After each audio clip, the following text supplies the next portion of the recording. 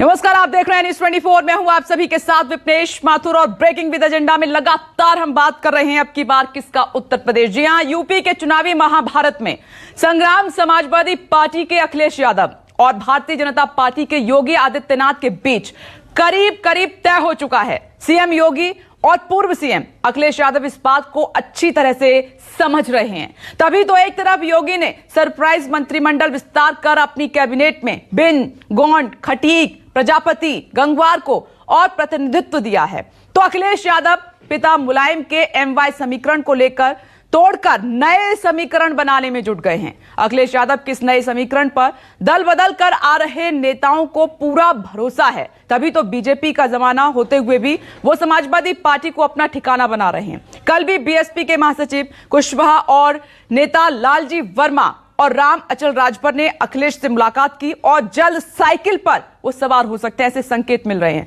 UP में दल बदल और दो फाड़ संग्राम बीजेपी के लिए मुश्किलें खड़ी कर सकता है, क्योंकि देश भर में जहां भी दो दलों में संग्राम हुआ है वहां बीजेपी या तो हारी है या बड़ी मुश्किल से सत्ता बचा पाई है, चाहे वो बंगाल हो, बिहार हो, गुजरात हो। तो अब 2022 में क्या होगा, सवाल ही है कौन किस पर भारी पड़ेगा।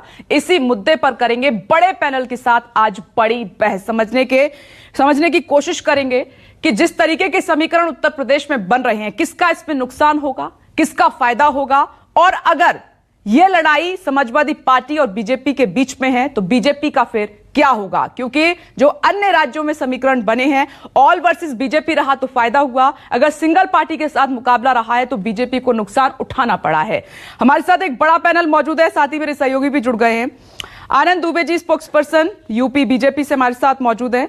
डॉक्टर अजीज खान जुड़ गए हैं, स्पोक्स पर्सन समाजवादी पार्टी। साथ ही प्रोफेसर सतीश प्रकाश हमारे साथ मौजूद हैं, बीएसपी लीडर हैं। और मेरे दो सहयोगी राजीव रंजन और अशोक तिवारी आपको टीवी स्क्रीन पर नजर आ रहे हैं। आप सभी का बहुत बहुत स्वागत है।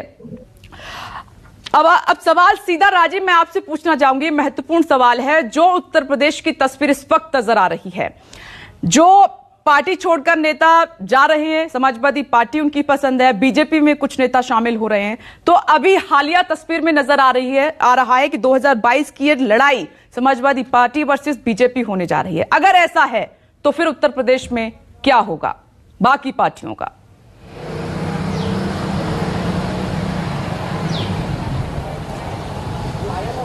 देखिए विपनेश, इसमें दो राय नहीं है कि उत्तर प्रदेश में समाजवादी पार्टी विपक्ष की सबसे बड़ी पार्टी है और विपक्ष के सबसे बड़े नेता अखिलेश यादव हैं। इसमें भी दो राय नहीं है कि उत्तर प्रदेश का जो चुनाव होने जा रहा है इन दोनों पार्टियों के बीच ही प्रमुख तौर पर होगा।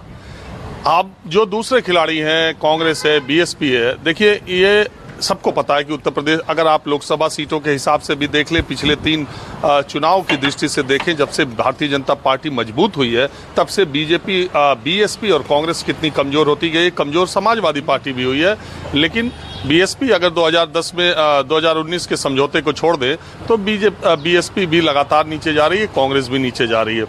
इन दोनों दलों की ये कोशिश है कि 2022 में ऐसी रेस्पेक्टेबल जगह पा जाएं, ऐसी सीटें पा जाएं जिससे उनके बगैर किसी की सरकार न बने। मुझे जहां तक मालूम है, प्रियंका गांधी ने अपने करीबी लोगों से कहा कि 100 सीटों की तैयारी करो, 100 सीटों पर जान फूंकने की तैयारी करो। तो मतलब साफ है कि वो कितनी किस तैयारी से वो आगे बढ़ रही हैं। बीएसपी का तो हमेशा से मजबूर सरकार उनका नारा ही है।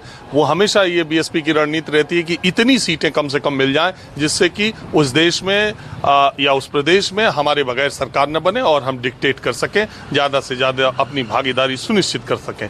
जहाँ तक देश की राजनीति इन दिनों जिस पैटर्न पर चल रही है, चुनाव जिस पैटर्न पर चल रहे हैं, इसमें कोई दो राय नहीं कि पीएम नरेंद्र मोदी देश के सबसे ज़्यादा चर्चित कह लीजिए, लोकप्रिय कह लीजिए नेता हैं और उनके खिलाफ ही दूसरी पार्टी को रणनीति बनानी है। और जब से अमित शाह और नरेंद्र मोदी ने भारतीय राजनीति में प्रयोग करने शुरू किए हैं, तब से इस तरह की स्थिति आई है कि विपक्षी दलों को उनकी रणनीति की काट के लिए एक अपना फॉर्मूला बनाना पड़ता है। जहां जहां आपने बिल्कुल सही कहा, चूंकि ऐसा है कि हमारे देश में जो लोकतंत्र में विधायक, एमपी सब चुनाव की जो प्रक्रिया, उसमें सबसे ज्यादा वोट पाने वाला ही विधायक बनता है और एमपी बनता है, उसकी सरकार बनती है।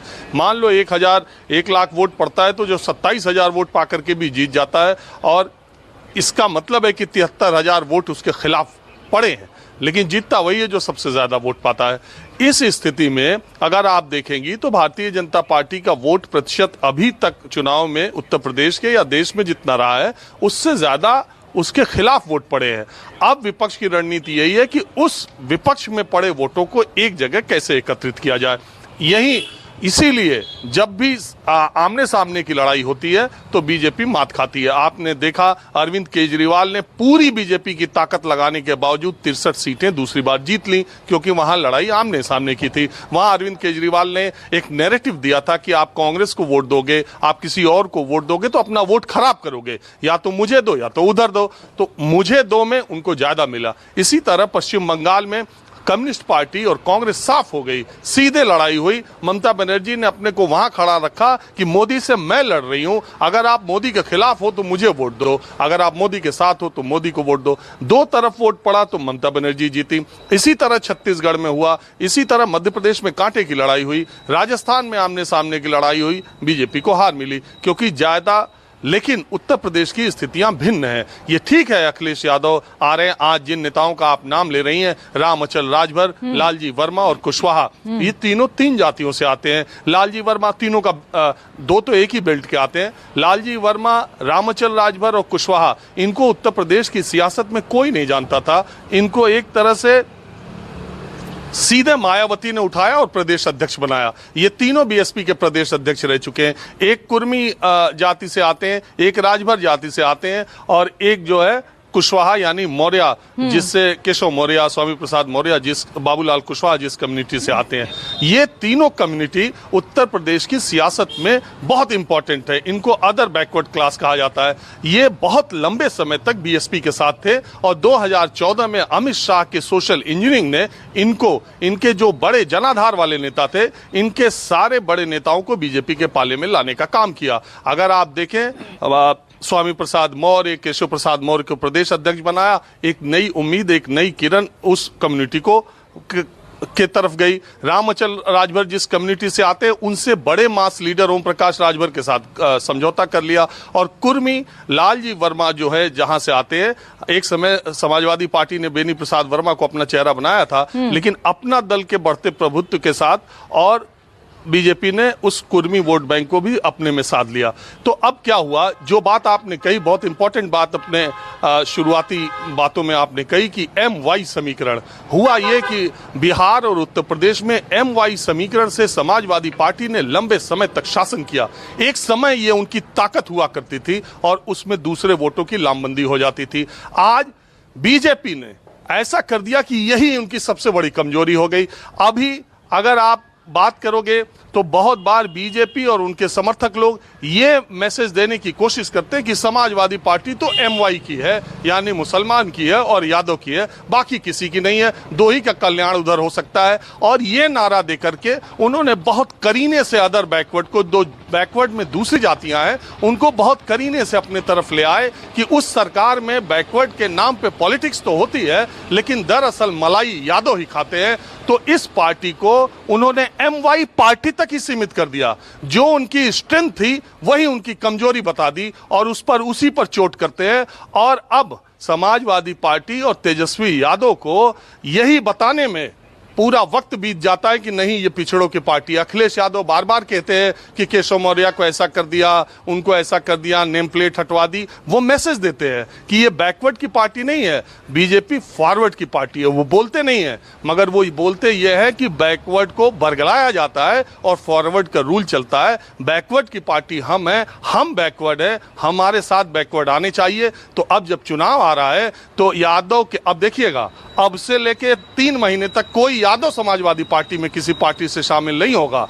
अब यही इसी टाइटल के लोग शामिल होंगे। ये मैसेज दिया जाएगा कि जो अदर बैकवर्ड क्लास के नेता है वो हमारी तरफ आ रहे हैं, बैकवर्डों की पार्टी समाजवादी पार्टी है। और बार बार बीजेपी उस पर स्ट्राइक करेगी कि ये जो है MY की पार्टी। अभी दिखा कुछ रहे हैं, सरकार आएगी तो मलाई वही लोग खाएंगे, फिर वही यादव, फिर वही मुसलमान। और ये ये काम जो है जमीनी स्तर पर इनके संगठन के लोग, जहां 10-20 लोग बैठे रहते हैं चाय की दुकानों पर, चर्चा की दुकानों पर, आपको मालूम है कि पिछले 20-25 वर्षों में यादव कम्युनिटी बहुत वोकल हुई है, बहुत एग्रेसिव हुई है, बहुत एम्पावर्ड हुई है, उनमें ताकत आई है, उनमें पैसा आया, उनमें शक्ति आई है, वो बोलते हैं। तो वो जब बोलने लगते हैं तो वहीं पर बीजेपी के लोग, जमीनी स्तर की मैं बात कर रहा हूं, बिल्कुल ठेठ तरीके से आपको बता रहा हूं, तब वहीं पर बीजेपी के लोग धीरे से छोड़ देते हैं। देख रहे हो ना यादव जी का, लग रहा है कि आ ही रही है, तो उससे एक रिएक्शन पैदा करते हैं और जमीन पर यह काम हो रहा है लगातार, उससे एक रिएक्शन पड़ता है, ये जमीन पर लगातार काम हो रहा है।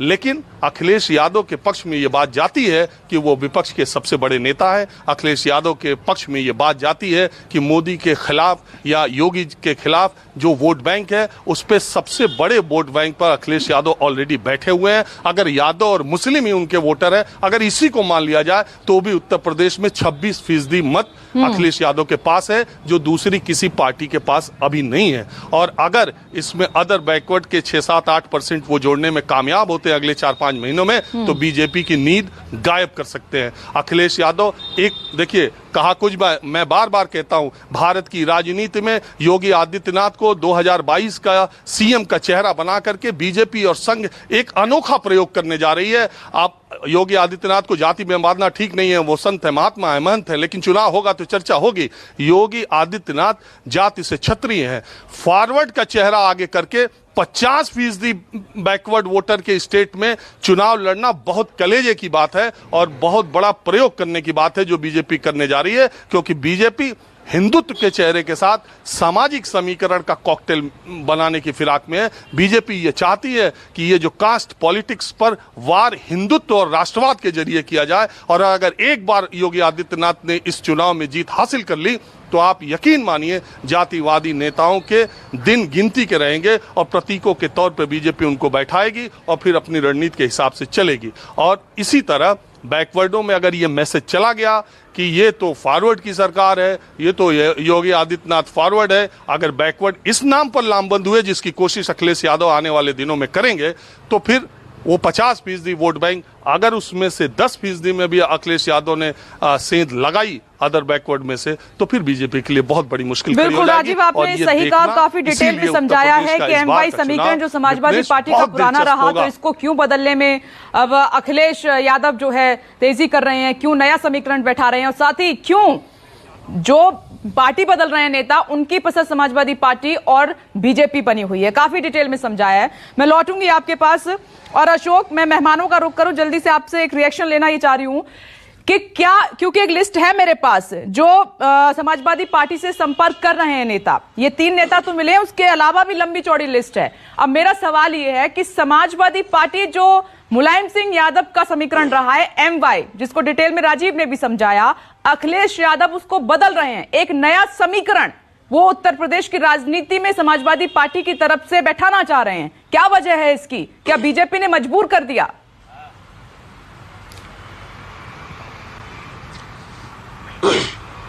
देखिए, सबसे अहम बात तो यह है कि उत्तर प्रदेश में बिना जाति के समीकरण के चुनाव में उतरना बहुत ज्यादा मुश्किल है सभी पॉलिटिकल पार्टीज के लिए। और अगर आप पीछे कुछ दिनों के घटनाक्रम को देखें तो अखिलेश यादव ने खासतौर पर बहुजन समाज पार्टी के उन नेताओं को पार्टी में शामिल करवाया है या शामिल करवाने जा रहे हैं जिनका एक समय में बहुजन समाज पार्टी में बहुत ज्यादा प्रभाव रहा है। रामचल राजभर यूपी के प्रदेश अध्यक्ष रहे बहुजन समाज पार्टी के, लालजी वर्मा नेता विधायक दल बसपा के रहे, और ये जो आर.एस. कुशवाहा जिन्होंने कल अखिलेश यादव से मुलाकात की है, ये भी बहुजन समाज पार्टी के प्रदेश अध्यक्ष रहे। यानी मायावती की सरकार के दौरान या बीएसपी में इनको बहुत ज्यादा प्रभावशाली नेताओं में शुमार किया जाता था। हालांकि ये एक अलग बात है कि मायावती से बढ़कर किसी का कद पार्टी के भीतर नहीं रहा, और जब जब ऐसी कोई स्थिति बनी या बनने की का प्रयास भी हुआ तो उस समय उनको पार्टी के नेताओं को पार्टी से बाहर निकाला गया। अब इस बार का जो विधानसभा चुनाव है उसमें सिर्फ अगर आप समाजवादी पार्टी की बात कीजिए तो समाजवादी पार्टी अपने कोर वोटर्स के साथ साथ इन पिछड़े नेताओं को शामिल करके पर्टिकुलर उन बेल्ट्स में जहां पर इन नेताओं का प्रभाव माना जाता है, जैसे रामचल राजभर या लालजी वर्मा दोनों अंबेडकर नगर और आसपास के जिलों में अच्छा प्रभाव रखते हैं। दोनों एक ही जिले के नेता हैं, 5 बार दोनों विधायक चुने गए हैं, वो भी उस स्थिति में जबकि एक समय में बीजेपी की लहर पिछले विधानसभा चुनाव के दौरान देखने को मिली। तो अब अखिलेश यादव की तरफ से कोशिश की जा रही है कि उनका जो कोर वोटर है यानी कि यादव या मुस्लिम और इसके साथ साथ अगर बैकवर्ड पिछड़ी जातियों का भी एक सामंजस्य उनके साथ बैठ जाता है तो वो उत्तर प्रदेश के चुनाव में बीजेपी का बढ़ चढ़कर मुकाबला कर पाएंगे। क्योंकि आप देखिए कि बीते दिनों जितने भी लोगों ने समाजवादी पार्टी का दामन थामा उसमें कोई भी नेता कांग्रेस या बीजेपी छोड़कर जाने वाला नहीं है, बल्कि बीएसपी को सबसे ज्यादा आप कह सकते हैं कि डेंट करने की कोशिश अखिलेश यादव की तरफ से की गई है। तो मुझे लगता है कि अभी जातिगत समीकरण बैठाने की कोशिश अखिलेश यादव की तरफ से की जा रही है और उसी की तस्वीरें फिलहाल सामने आ रही हैं। अभी आने वाले दिनों में अंबेडकर नगर और आसपास के जिलों का एक बड़ा सम्मेलन भी होने जा रहा है, जिसमें रामचल राजभर होंगे, लालजी वर्मा होंगे, आरएस कुशवाहा होंगे और ऐसे तमाम सारे बीएसपी के नेता होंगे जिनको फिलहाल पार्टी से निकाला गया या जो पार्टी से साइडलाइन किए गए वो समाजवादी पार्टी में शामिल होंगे। और इसकी शुरुआत में आपको बताऊं, आपको याद होगा कि इंद्रजीत सरोज जिन्होंने कुछ महीने पहले समाजवादी पार्टी का दामन थामा था, वो भी बीएसपी के कद्दावर नेताओं में शुमार किए जाते थे। उनके आने के बाद लगातार बीएसपी के वो नेता जो कि साइडलाइन हुए या पार्टी से निकाले गए या महत्वहीन पदों पर किए गए, वो धीरे धीरे समाजवादी पार्टी की तरफ जोड़ने की कवायद अखिलेश यादव की तरफ से की जा रही है। तो जातिगत लामबंदी के साथ साथ जो छोटे दल हैं, जैसे महान दल जिसका गठबंधन समाजवादी पार्टी के साथ हुआ है, जो कि लगातार कैंपेन कर रहे हैं, जनवादी पार्टी जिसका गठबंधन समाजवादी पार्टी के साथ हुआ, जो अलग अलग इलाकों में कैंपेन कर रहे हैं। तो इस तरह से छोटे दलों को साथ लेकर जातीय समीकरणों को बैठाते हुए अखिलेश यादव आने वाले विधानसभा चुनाव की तैयारी कर रहे हैं और उन्हें इस बात का पूरा भरोसा भी है कि इसका फायदा उन्हें आने वाले विधानसभा चुनाव मिलेगा, क्योंकि बीजेपी जैसी मजबूत पार्टी के सामने आने वाला विधानसभा चुनाव लड़ना बिना जातीय समीकरण के या बिना पूरे पॉलिटिकल उसके जो एक कह सकते हैं कि समीकरण के लड़ना बहुत मुश्किल होगा। इस बार का चुनाव बेहद दिलचस्प होने जा रहा है। तो आनंद जी, अखिलेश यादव योगी आदित्यनाथ के सामने है इस बार पूरी मजबूती से और एक लिस्ट है मेरे पास, काफी नेता उनके संपर्क में हैं।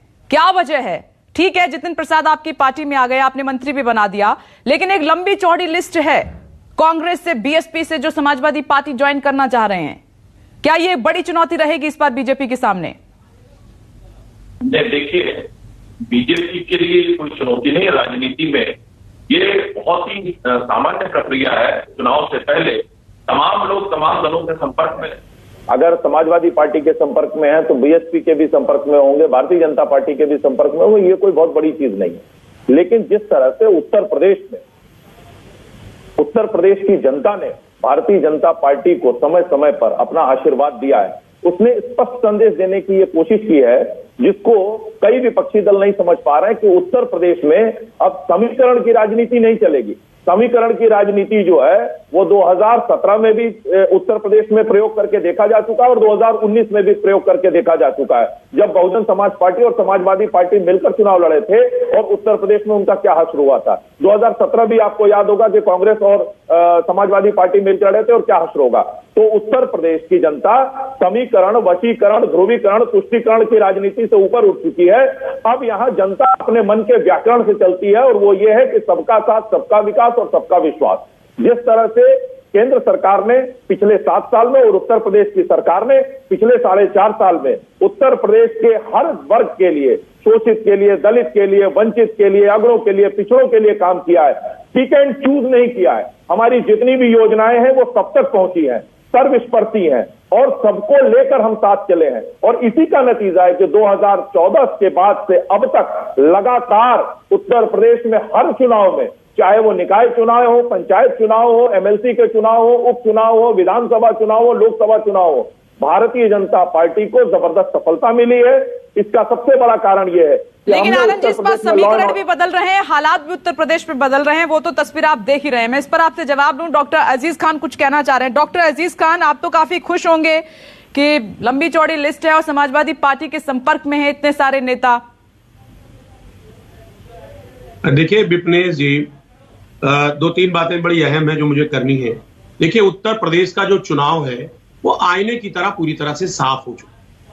यहां एक तरफा चुनाव है। आज आप देखिए, इन्होंने जिस समाज को सत्ताधारी पक्ष ने प्रताड़ित किया, उनका हनन किया। आज आप देखिए, अदर बैकवर्ड की बात अभी राजीव रंजन जी कह रहे थे, साहब मैं उनकी बात से बिल्कुल इत्तेफाक रखता हूं। साहब, अदर बैकवर्ड क्लास ने बहुत उम्मीद के साथ बीजेपी को वोट दिया था, लेकिन बीजेपी ने धोखा दिया। आप इस बात को देखिए, वो अदर बैकवर्ड क्लास, पिछड़ी समाज का आदमी, इस जाति का शख्स जो है, वो आज समाजवादी पार्टी की तरफ बहुत उम्मीद लगा के देख रहा। एक बात, महिलाओं को प्रताड़ित किया गया, उन पे तमाम केसेस हुए, तमाम तरीके की उनको प्रताड़ना दी गई और कहीं ना कहीं जो स्थितियां बलात्कार से लेकर के तमाम प्रताड़ना की वो बड़े स्तर पर बढ़ी। यूथ देखिए जो बेरोजगार है, वो यूथ जो है वो उसको रोजगार देने की बात की थी, आज वो देखिए बेरोजगारी बड़े स्तर पर बढ़ी। अब डॉक्टर अजीज खान मैं एक सवाल पूछूंगी तो ये आपको बुरा लगेगा, जब आपकी सरकार थी तो आपको कितना ख्याल था इन लोगों का? आप एमवाई समीकरण तक इकट्ठा रहे, आपकी उनकी परवाह रही आपको कितना ख्याल था इन लोगों का? मुझे बताइए जरा। प्लीज कंप्लीट करने दीजिए, कंप्लीट करने दीजिए। हमारा एमवाई नहीं OMY है। OMY का मतलब अदर बैकवर्ड और महिला और यूथ। अब 2022 में तीनों पीड़ित हैं। अरे मुझे मौका दें प्लीज विपनेश जी। बोलिए। तीनों पीड़ित हैं और वो तीनों आज मेरे साथ हैं। इन्होंने उत्तर प्रदेश में सिर्फ धोखा देने के अलावा कोई काम नहीं किया। एक बात और, रही बात आज जो ये हालात पैदा हुए हैं, दूसरी पार्टियों से लोग आ रहे हैं, बड़ी उम्मीद के साथ आ रहे हैं समाजवादी पार्टी में, लेकिन मैं बीजेपी को बताना चाहूंगा कि इनकी लंबी फहरिस्त है। करीब 100 विधायक हमारे संपर्क में है। जैसे आचार संहिता लगेगा वो 100 विधायक समाजवादी पार्टी में शिफ्ट हो जाएगा। इनके बड़े बड़े कद्दावर नेता वो लाइन में है। वजह साफ है कि इनके अपने नेताओं को भी इस पार्टी ने सम्मान नहीं दिया, क्योंकि योगी और मोदी के किले में सेंध लगाने की बात कर रहे हैं आप जी डॉक्टर अजीज खान जी। विपनेश जी, मैं देखिए विपनेश जी, मुझे देखिए वजह क्या है। देखिए जो समाज प्रताड़ित किया गया, बहुत सारे समाज ऐसे थे, इन्होंने कहा साहब 19 में मुझे बहुत बहुमत मिला, 17 में लोगों ने, अरे भाई उम्मीद तो आपसे थी ना, आपने तो धोखा दिया। आपसे बहुत उम्मीद के साथ लोगों ने अपना जुड़ाव रखा था, लेकिन आपने उनके ख्वाब को तोड़ दिया। और जब ख्वाब को तोड़ दिया तो अपने आप को वो ठगा महसूस कर रहे हैं। आज वो समाजवादी पार्टी की तरफ बड़ी उम्मीद के साथ देख रहे हैं। आप ये बताइए कौन सा ऐसा तबका है, कौन सा ऐसा वर्ग है जिसको बीजेपी ने धोखा नहीं दिया है, लगातार धोखा दिया है। मैं एक बात और बताना चाहूंगा कि आज की परिस्थिति उत्तर प्रदेश की बदल चुकी है विपनेश जी। मैं बताऊं कि एक तरफा चुनाव उत्तर प्रदेश का है, क्योंकि इन्होंने 2017 में चुनाव पिछड़े समाज के नाम पर लड़ा था। केशव प्रसाद मौर्य जी को इन्होंने मुख्यमंत्री नहीं बनाया, इन्होंने मंत्रिमंडल का एक्सपेंशन हुआ बीजेपी का, उन्होंने अपने जातीय समीकरण साथ दिए केंद्र से लेकर राज्य तक। आज समाजवादी पार्टी मजबूर हो गई, जो मुलायम सिंह यादव का सबसे पुराना समीकरण रहा MY, उसको बदल रहे हैं अखिलेश यादव। तो बीजेपी ने मजबूर किया आपको। यही पहले था। आपको लगा कि कहीं जो वोट बैंक है 2014 से मोदी के साथ जुड़ा है वो कहीं पूरी तरीके से उधर ना हो जाए। तो आइए हम भी ओ जोड़ देते हैं उसमें, हम भी अपना समीकरण बदल देते हैं। क्या ये सच्चाई नहीं है डॉक्टर अजीज खान? देखिए विपनेश जी, गलत परसेप्शन क्रिएट किया गया है। जो दिख रहा है मैं तो वही एक्सप्लेन कर रही हूँ। MY मतलब बीजेपी पिछड़ा हित ऐसी होती तो जातीय जनगणना क्यों नहीं करा रहे मैं और मेरा परिवार, मेरे रिश्तेदार, यही समाजवादी पार्टी की हकीकत है। इन्होंने हक मारा, नहीं यादव से मतलब है, न पिछड़े से मतलब है। आपको मैं बताऊं, नहीं एक एक करके आनंद दुबे जी और डॉक्टर अजीज खान, ये तस्वीर मत बोलिए। जब आपकी सरकार थी समाजवादी पार्टी की, वो तस्वीर भी मुझे अच्छे से याद है, क्योंकि मैं उत्तर प्रदेश से ही आती हूँ और खासकर उसी बेल्ट से जहां से मुलायम सिंह यादव और अखिलेश यादव आते हैं। डॉक्टर अजीज खान, मैं उस इलाके को, वहां के लोगों को बहुत अच्छे से जानती हूं कि किसका दबदबा वहां पर रहा है और किसका नहीं रहा है। अभी मैं बोलूंगी तो फिर आपको बुरा भी लगेगा। रुक जाइए, एक मिनट में आ रही हूँ। प्रोफेसर सतीश प्रकाश जी, आपको बताऊं, प्रोफेसर सतीश प्रकाश जी, जो राजीव रंजन मेरे सहयोगी कह रहे हैं कि इस बार अगर कोई बड़ा डेंट कर रहा है आपको तो वो समाजवादी पार्टी है, अखिलेश यादव हैं। बीएसपी को डेंट करेंगे इस बार काफी बड़ा, भले ही आप मिलकर लड़े हों लास्ट टाइम। नहीं, मैं राजीव रंजन जी और अशोक जी की बातों को बड़े ध्यान से सुना और मैं उनकी बहुत सारी बातों से सहमत हूं और उन्हीं की बात को थोड़ा सा आगे बढ़ाता हूं। देखिए, उत्तर प्रदेश की पॉलिटिक्स में बीजेपी को एंटी इनकम्बेंसी और तमाम मुद्दों से ध्यान भटकाने के लिए बीजेपी अगर धार्मिक पोलराइजेशन करना चाहती है तो उसको धार्मिक पोलराइजेशन से पहले पॉलिटिकल पोलराइजेशन करना पड़ेगा। सबसे पहले उसको कहीं ना कहीं इस हवा को, ये चर्चा को जन्म देना पड़ेगा कि बीजेपी का उत्तर प्रदेश के अंदर चुनाव अगर किसी से है तो वो सपा के साथ, और वो पहले इस हवा को जन्म दे करके उसके बाद चर्चा कराएगी M और Y के ऊपर, और थोड़े दिनों बाद Y छूट जाएगा, फिर यह क्या YY रह जाएगा। तो कहीं ना कहीं एंटी मुस्लिम, एंटी हिंदू ये चर्चा करा करके कहीं ना कहीं बीजेपी उत्तर प्रदेश की राजनीति को भटका रही है। मेरा मानना यह है कि बहुजन समाज पार्टी बीजेपी के इस राजनीतिक ट्रैप में नहीं फंसेगी। नहीं, मैंने सवाल पूछा समाजवादी पार्टी को लेकर, जहां से आपके अंबिका चौधरी, हरीश कुमार, विद्या चौधरी, रामवीर उपाध्याय, तमाम ऐसे नेता संपर्क में अखिलेश यादव के, वो डेंट करने की बात मैंने पूछी, आप बीजेपी की बात करने लगे। नहीं, आप सुनिए ना, आप मेरी बातों का जवाब दीजिए। देखिए सुनिए, मैं अखिलेश जी से और बीजेपी के दोनों लोग हैं, बीजेपी के लीडर से ये उम्मीद नहीं करता कि वो ओबीसी वर्ग की बात करेंगे। अभी 2 दिन पहले केंद्र की बीजेपी सरकार ने जब ओबीसी की जातीय जनगणना के आंकड़े जारी करना और या जातीय जनगणना को लेकर के सुप्रीम कोर्ट में बाकायदा एफिडेविट फाइल किया है कि जातीय जनगणना के आंकड़े झूठे हैं। अब हमको ये बताएं कि अखिलेश जी की क्या मजबूरी है कि वो सरकार की हाँ में हाँ मिला रहे हैं। हमने ये कहा ना कि जातीय जनगणना के आंकड़े जारी होने चाहिए। इस देश में जातीय जनगणना अभी जरूरी नहीं है, जातीय जनगणना हो चुकी है, लेकिन आप ओबीसी की बात कर सकते हैं। और मैं रंजन जी की एक बात बता दूं, जरा पश्चिम उत्तर प्रदेश की को 150 सीटें बताइए, जहां एम तो है, वाई है क्या? अरे वाह, मुझे उत्तर प्रदेश का कोई सा गांव, कोई सा शहर बताइए ना जहां बहुजन समाज पार्टी का अगर आप जिसको बेस वोट कहते हैं, जिसको मूल वोट कहते हैं, 22 से 23% हर जगह दलित बैठा है। और ऐसी स्थिति में आप हमको कमजोर बता रहे हैं। दूसरी बात, आपने अगर पिछले विधानसभा चुनाव को अगर आप मानेंगे तो बहुजन समाज पार्टी 1% सपा से आपकी आवाज ठीक से नहीं आ रही है। मैं बीएसपी को कमजोर नहीं बता रही हूं, जो नेता दूसरी पार्टियों के संपर्क में, मैंने उनके नाम बताए हैं। और जाहिर सी बात है कि आपकी पार्टी से नेता छोड़कर जाएंगे तो आपको नुकसान ही होगा। मैंने ये नहीं कहा कि बीएसपी कमजोर है, लड़िए, आप ताकत से लड़िए, लेकिन जो समीकरण है मैं उसका जिक्र कर रही हूँ। प्रोफेसर सतीश, आप समझ पा रहे हैं मेरी बात को? यहाँ जल्दी से डॉक्टर अजीज खान कुछ कहना चाह रहे हैं, फिर मैं राजीव रंजन के पास जाऊंगी। जल्दी से बोलिए डॉक्टर अजीज खान। आ रही सतीश जी, 1 मिनट रुकिए, वो उंगली उठा रहे हैं, आपने कुछ जिक्र किया समाजवादी पार्टी का। देखिए विपनेश जी, सतीश कौशिक जी को जानकारी नहीं है, या तो ये बीजेपी के साथ 3 बार इन्होंने गठबंधन किया है, उसकी तरह ये झूठ बोल रहे हैं। ये बीजेपी सुनिए, अरे अजीज खान जी सुनिए, उनका अटल बिहारी वाजपेयी की, सुनिए, मुलायम सिंह जी की पहली सरकार किसके साथ थी? आप बताओ ना। नहीं सुनिए, आप मुझे बताइए ना। अरे मैं आपकी बातों का जवाब देता हूँ। बीजेपी की दलाली आप करते हैं। नहीं, प्रोफेसर सतीश, 1 मिनट रुक जाइए।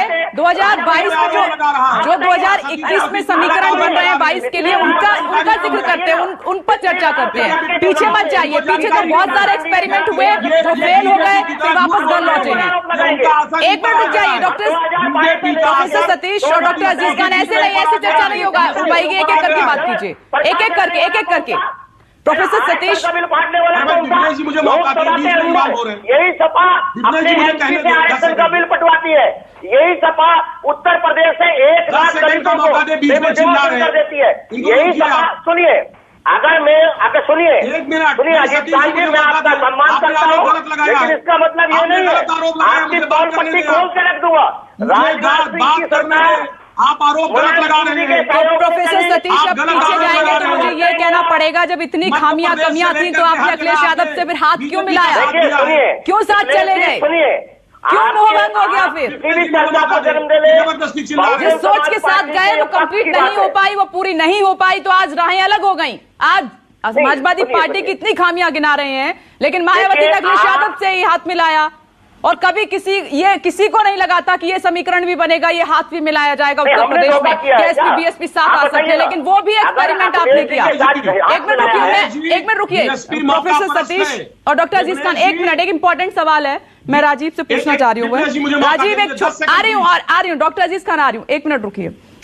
राजीव, मेरा सवाल ओबीसी को लेकर है कि उत्तर प्रदेश की राजनीति में वो आए हैं तो समीकरण कुछ और बन रहे हैं। तो मेरा सवाल यहां पर है कि ओबीसी का क्या होगा? बीजेपी से जुड़ा हुआ सवाल है कि वो क्या करेंगे, बीजेपी को फायदा पहुंचाएंगे या फिर नुकसान पहुंचाएंगे, क्योंकि विपक्षी पार्टियां बीजेपी की बी टीम उनको कहती हैं।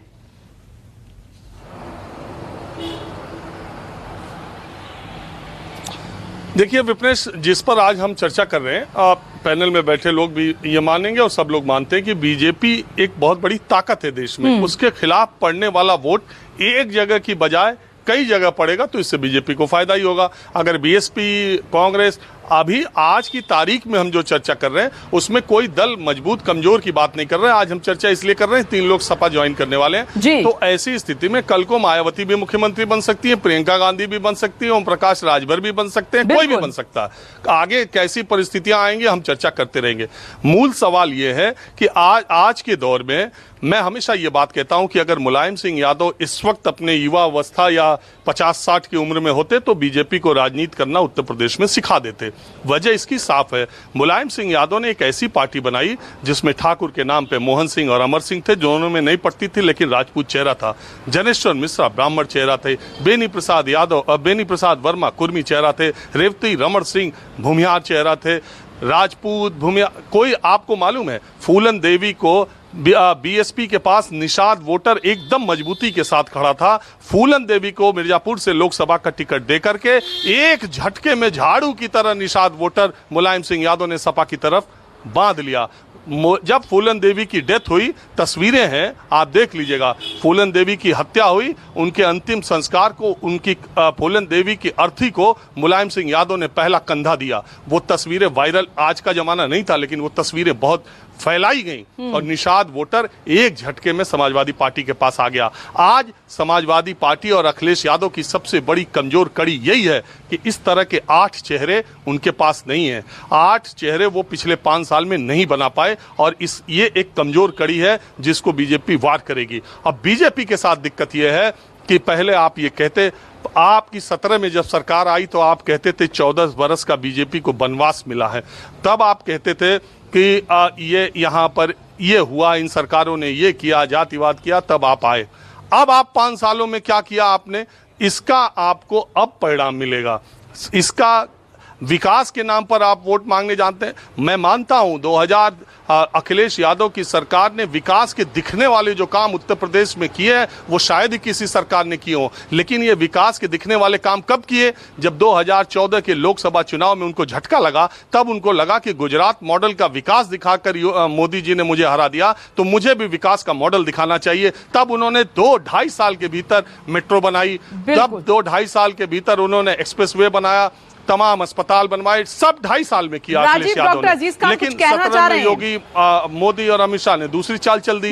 अब वो उस चाल का जवाब अब दे रहे हैं। डॉक्टर अजीज खान, देखिए विपनेश जी, राजीव जी बिल्कुल दुरुस्त कह रहे हैं। देखिए जो विकास हमने कर दिया 5 साल में वो एक इतिहास बन गया है, बीजेपी उसके आसपास नहीं आ सकती है। देखिए बीजेपी ने 5 साल 4.5 साल में सिर्फ झूठ बोलने के अलावा कोई काम नहीं किया। एक बात रही बात सतीश कौशिक जी की, वो बड़ा इंपॉर्टेंट बात है, इन्होंने गलत आरोप लगाया। देखिए बीजेपी के साथ इन्होंने 3 बार सरकार बनाया, बीजेपी झूठ बोलने के अलावा कोई काम नहीं। बीजेपी कहती है कि समाजवादी पार्टी ने कुछ काम नहीं किया, समाजवादी पार्टी कहती है बीजेपी ने कुछ काम नहीं किया, तो उत्तर प्रदेश में फिर हो क्या रहा है डॉक्टर अजीज खान? कौन कर रहा है? चाह रही है जनता, अपने आप को ठगा महसूस कर रही है। आज बीजेपी ने पूरी तरह से 4.5 साल में धोखा दिया जनता को, और उसको जनता को बहुत उम्मीद समाजवादी पार्टी से है और समाजवादी पार्टी उनका उद्धार करेगी। इससे पहले भी हम सरकार में जब आए थे तो हमने काम किया, हमने विकास किया, ऐसा विकास कर दिया, विकास का मॉडल तैयार कर दिया। चलिए, विकास का मॉडल तैयार कर दिया था, तब भी आप सत्ता में नहीं आ पाए। ये बड़ी अजीब सी बात है कि विकास करने के बावजूद भी पार्टियां चुनाव हार जाती हैं। ये बहुत समझ से परे है। वक्त की कमी है, मैं ज्यादा वक्त दे नहीं पाऊंगी तमाम मेहमानों को। आप सभी का बहुत बहुत शुक्रिया। एक छोटा सा ब्रेक, फौरन लौट रहे हैं। नमस्कार, मैं हूं मानक गुप्ता। अगर आपको हमारा ये वीडियो पसंद आया हो तो इसे लाइक और शेयर जरूर करें, और हां, हमें सब्सक्राइब और फॉलो करना ना भूलें ताकि आप देश और दुनिया की कोई खबर मिस ना करें। तो जुड़े रहिए हमारे साथ और देखते रहिए News 24।